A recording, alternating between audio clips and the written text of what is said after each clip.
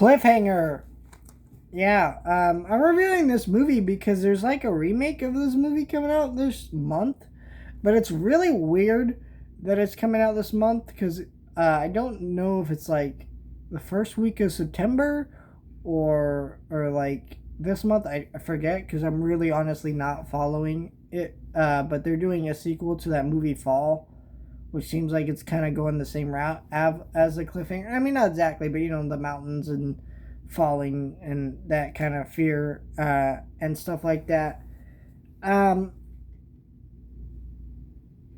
and so you get this kind of similar vibe of a Cliffhanger, but yet what's also weird is like there's a Cliffhanger actual reboot coming out this month, but it's been barely advertised. So we'll see how that turns out. But I do want to review this movie because I did watch this movie a few years ago. And I'll be honest, I'm not a big Stallone person. First of all, let's just be honest. Stallone's a shitty person. Like, he just is. But, it's like, I get why people love him. We got, like, Rocky and so many other great movies that, not just that he started, but he actually wrote and was heavily involved in. I believe he directed a few things too, if I'm remembering right. But he's done good stuff out there that's iconic, and you can't deny that he's done a lot for the action genre, just film history as a whole.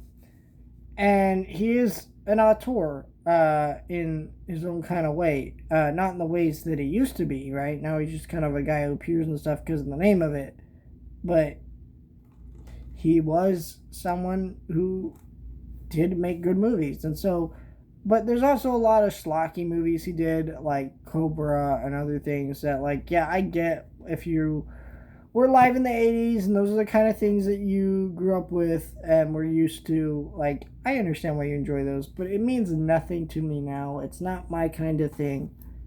And so, when I popped this on, I thought that I wasn't really going to be into it, but this is a really good Stallone movie.